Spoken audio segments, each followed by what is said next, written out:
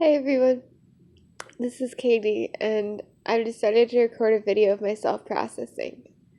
If I decide to post it, it'll be a miracle, because I usually don't post these things. I am processing what it is to fully emotionally accept that someone I loved from the mind control will likely never get free.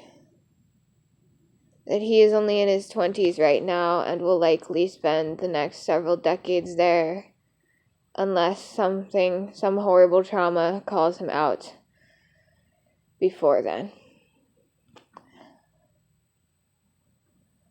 And I'm processing what it means to me, the prospect that I could become the person that I want to be and live a life that is happy and free from this suffering, while others go on to die in hell. To live and die in hell. And part of me says I can't accept it. I can't accept this. This man, who to me is a boy, will always be a boy in my memories, cannot die. Cannot die the soul death, the soul murder of Monarch mind control for another day. And yet, to my knowledge, there he is still, suffering in the hell.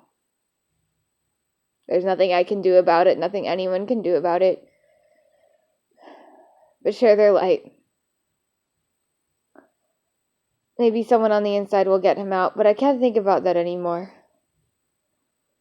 He's one of many, many that I have loved, some of whom are dead now, some of whom are still there and suffering. But really, the reality is, whatever could happen, the likely outcome is that he will die there. After a while, quite a while of suffering. And that juxtaposed with my freedom is a horrible cross to bear. Knowing his suffering is out there is excruciating. That it is happening right now, that it is palpable, it is tangible. Within the collective consciousness, we all bear this one man's suffering. We all suffer for him and die for him, this one individual, as we do for all individuals who are suffering in hell. And I feel my heart overflowing with love for this person, who I cannot see, who I may never see again. And I let go of the internalized suffering I've held of his, of all of the traumas I've witnessed him endure. This man who to me is a boy, who I was forced to program when I was younger than him. Who I was forced to torture and rape and kill inside every day. And yet I gave him my love and my strength every moment. I poured my heart and soul into him, hoping that it would be enough. While under programming, I committed the atrocities I was designed to commit. But I was born for something more. I was born to love. I was born to love that man. I was born to love every single individual I have ever encountered in Monarch mind control, and I was born to love myself.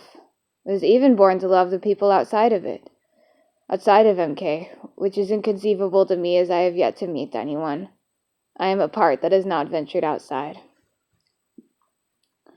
But I wanted to record this video sharing what it's like to feel this pain, and to let it go. I want to say his name, the boy. I'm dying to say his name, but I know not to. I don't say the names of anyone on my channel. But maybe that is my cross to bear. Maybe that is what I must hold.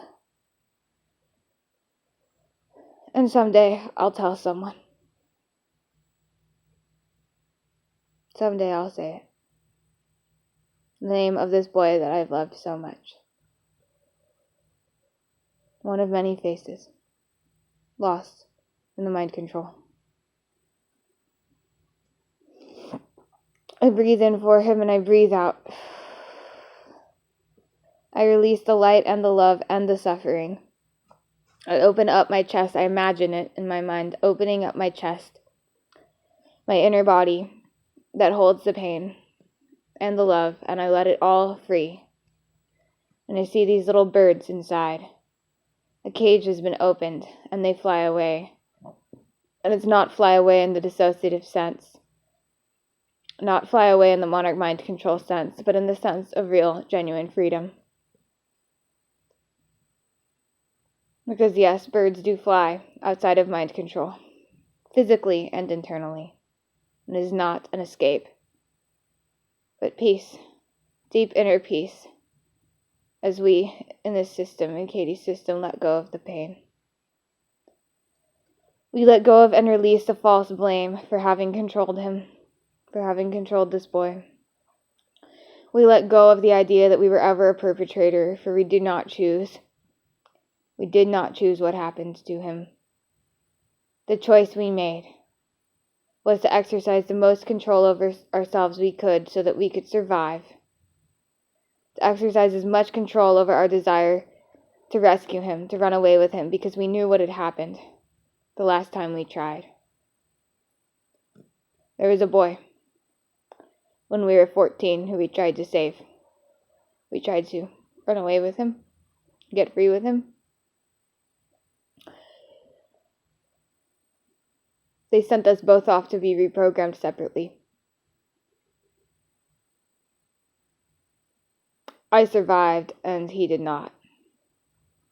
As far as I know.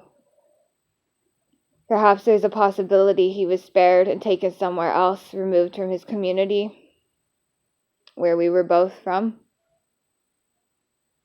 But as it was reported in the news, he died in an accident, which, if it did happen, I believe was far more likely suicide programming.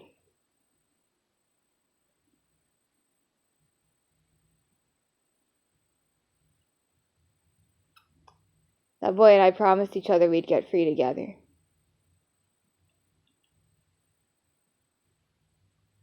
I got free, and he's dead. So, by the age of 16 and 17, where I was at in those memories, with the boy I began talking about, who is now a man, I knew not to rescue him.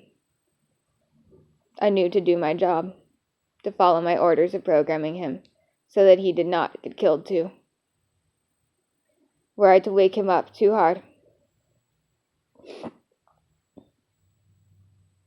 it could work. And then he could die. I since though made many decisions like that. After that boy died when I was 14. There were others. But those were others that were determined to break free to begin with. This boy that I speak of, from when I was a bit older, was not. Oh, he wanted it. But he didn't have the determination that these others did. He wasn't going to die fighting for it, I don't think. Unless I catalyzed it. So I did my job and I gave him the love I had, hoping that maybe he himself would wake up on his own. Last I checked, he was still in it. I searched for him on Facebook a few months ago. Occasionally, parts of me do that. I do that. I don't like to anymore. I try to let it go. There were pictures of him taken by a handler, which hurt. Someone, a handler with whom I have intense pain, around whom I have intense pain. Someone I do not trust to have the heart and soul that this boy and I have. But I have compassion and love for him nonetheless. As that boy who is now a man and who is now a handler is tormented by suffering too. So I let all this pain go. I stop narrativizing. I release it. I let it flow at the top of my head. It was flowing out of my chest, and now it's flipping fluffing. I have no idea what I just said that for. It's flowing up. It's a combination of words I used. Flowing up and out of my head. And I fill myself up with sacred energy from the earth. I'm in my room right now on the second story of an apartment building. But I draw from the deepest source. I feel my feet buzzing, vibrating, moving upwards. I realize that I'm dehydrated. I'm going to drink some water right now.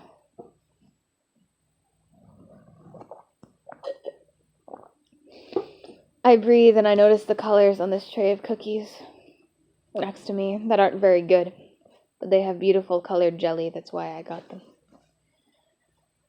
I see the yellows and the reds, the purples. I see the blues all around me. I see different colors in the room, and I reflect on where I am, the name of the town, because for a moment it was lost to me. I deeply ground myself into the earth. I pay attention to various parts of my body to connect myself to them. I focus on relaxing my muscles. I realize that I have to use the bathroom, and I still need more water. So I'm going to stop this here. But I am going to let the boy go.